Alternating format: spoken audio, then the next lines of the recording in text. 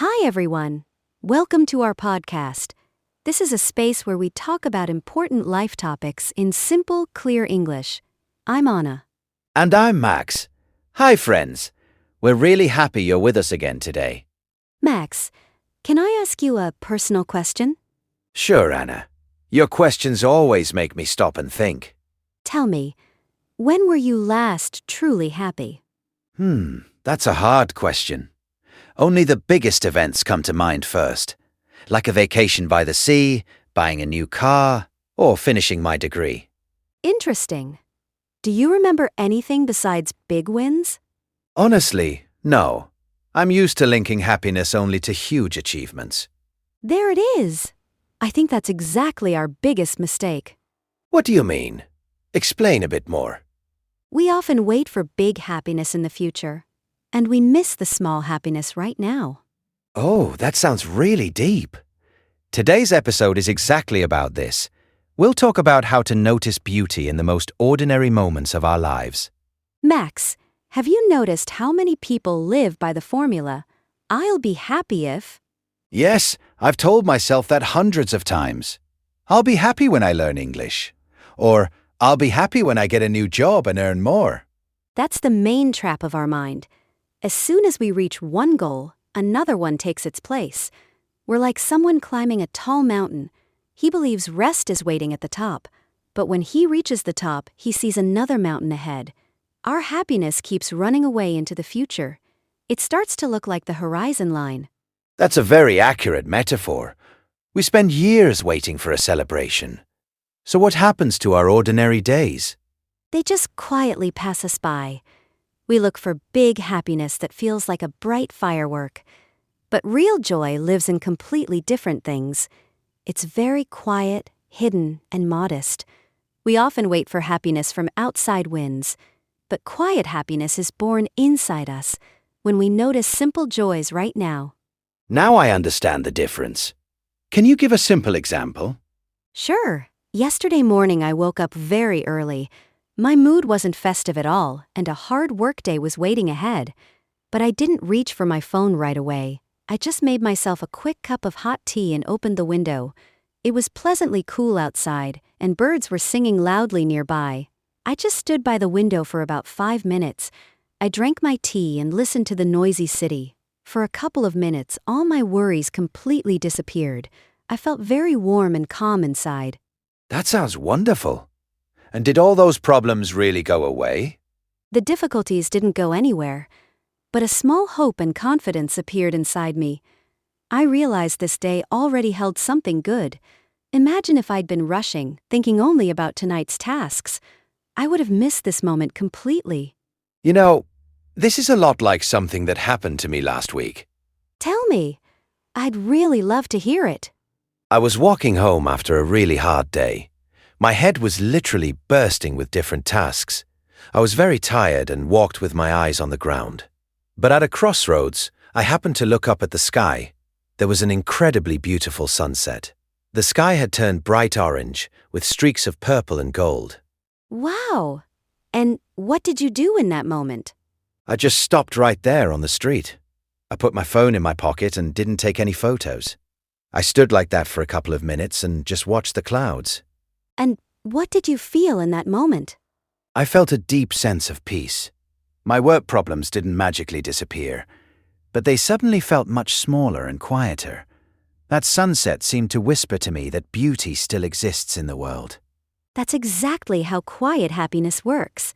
It doesn't solve all our life problems for us. It just reminds us that the world around us is still kind and beautiful. Why do we miss these important moments so often? Because our mind is always running ahead. We think about tomorrow, worry about next week, and make plans for the whole year. But our real life happens right here, right now. So we don't need to wait for happiness to come from outside?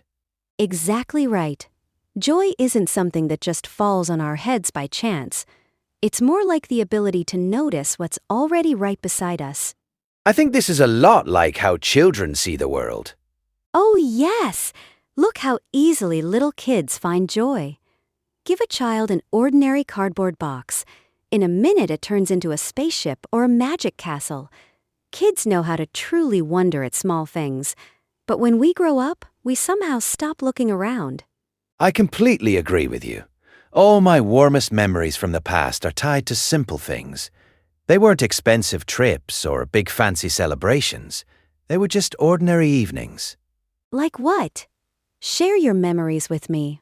Like when the whole family cooked dinner together in a small kitchen. Or when my friends and I laughed until we cried over some silly joke. Or when I simply read a good book on a rainy day. And that's the real secret. Our life isn't made up of 10 major victories. It's built from thousands of small, simple moments like these. Anna, what would you say to a listener who feels tired right now? What should they do if it feels like they have no strength left? I'd say, don't look for one huge sign from above. You don't need to force yourself to feel happy. Just find one small reason to smile right now. It could be a good cup of coffee, or nice music, or a warm chat with a friend, or another English lesson. Well said! By the way, learning a new language works exactly the same way. Really? What's the similarity here?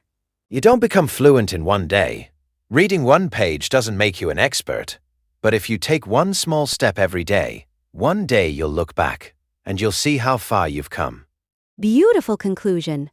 One small moment doesn't change your whole life at once, but thousands of these moments create our happy present.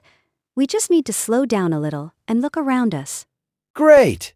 It's time for our notebook segment. Here we look at useful English words from our conversation. And our first word today is resilient. Oh, I really love this word. It sounds very strong. Resilient describes someone who can bounce back quickly after hard times.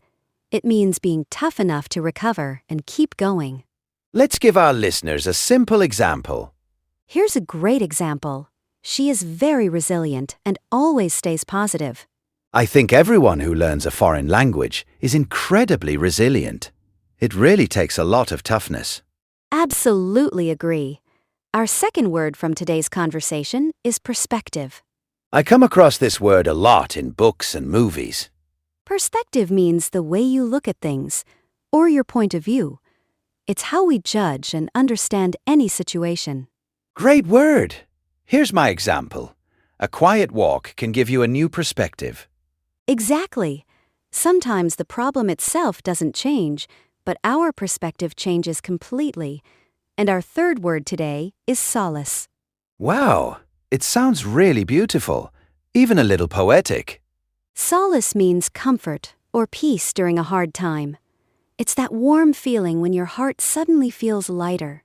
Let's hear an example with this word. Here's a sentence. He found solace in reading good books. Our whole conversation today is really about finding solace in the simplest moments. In the next episode, we'll talk about our mistakes and about why a mistake isn't the end of the story. It's part of the journey. If you enjoyed this episode, please like it and subscribe to our podcast. This was Anna. And Max. See you soon in the next episode.